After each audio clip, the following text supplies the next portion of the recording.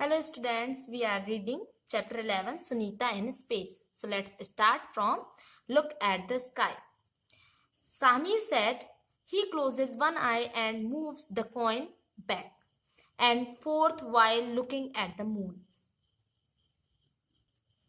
So Ujjera said, "Wow, imagine hiding such a big moon behind such a small coin."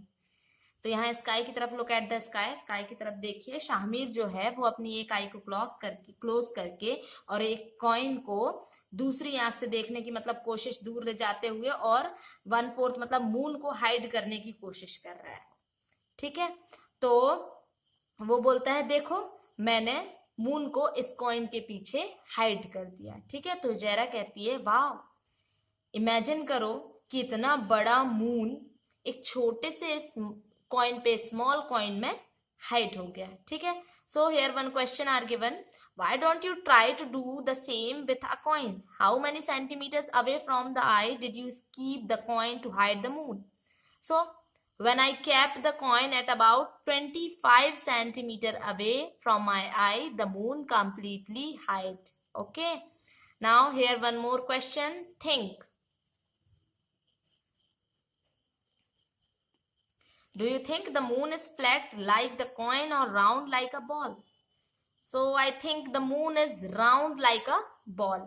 Okay, now here, have you ever looked carefully at the sky at night? Don't the twinkling stars look magical? And sometimes the moon is silvery and bright while sometimes it is nowhere to be seen in the black sky. तो यहाँ बताया जा रहा है, पूछा जा रहा है कि आपने कभी आसमान को रात में देखा है केयरफुली? तो क्या आपको वो जो ट्विंकलिंग स्टार्स हैं, चमकते हुए जो स्टार्स हैं, वो मैजिकल नहीं लगते? कई बार जो मून होता है वो पूरा सिल्वरी दिखता है, मतलब चांदी की तरह चमकता है ना, और कई बार वो आसमान में दिखता ही नहीं है, पूरे काला जो आसमान रहता है उसमें मून दिखता ही नहीं है। Okay, so here some activity are given, look at the moon tonight and draw what it looks like. Look and draw again after 1 week and then after 15 days. तो ये एक्टिविटी है, ये आपको खुद करना है। ठीक है, और करने के बाद यहाँ कुछ क्वेश्चंस दिए हैं, तो उसके आपको आंसर देना है कि when is the next full moon, next full moon कब आएगा, at what time will the moon rise on this day, और उस दिन मून जो है किस टाइम पर राइज होगा, उगेगा, है ना, और what does the moon look like on this day, और मून उस दिन वो कैसा दिखेगा, है ना, तो आपको उसको ड्रॉ करना है। नाउ हियर सेकंड क्वेश्चन, तो ये आपको फेयर कॉपी में इसको नहीं लिखना है, ये वाला जो क्वेश्चन है नेक्स्ट, इसे आपको फेयर कॉपी में लिखना है। What are the festival related to the moon? So many festival are related to the moon like Holi, Eid, Karva Chauth etcetera.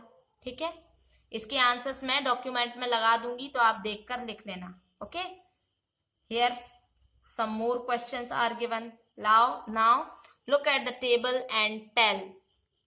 यहाँ देखें, यहाँ जो टाइम है 24 आवर्स वाला दिया हुआ है, जो रेलवे टाइम होता है ना, वो दिया हुआ है। ठीक है, डेट दी हुई है, times of moon rise, moon जब उगता है तो आवर और मिनट्स ये दिए हुए हैं, टाइम ऑफ मून सेट, जब चांद डूबता है तो उसका टाइम यहाँ दिया हुआ है।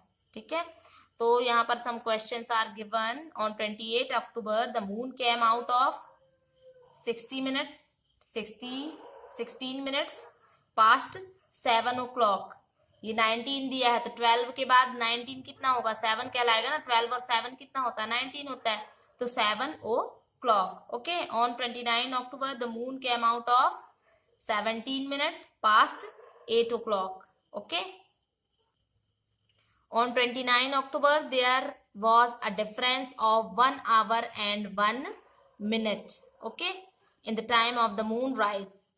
If you saw the moon rising at 7 p.m. today, would you see it at the same time tomorrow? So no, जो मून है वो एग्जैक्ट टाइम में, सेम टाइम में कभी भी नहीं राइज होता है। Okay, on 31st October the time of setting of the moon is given as 12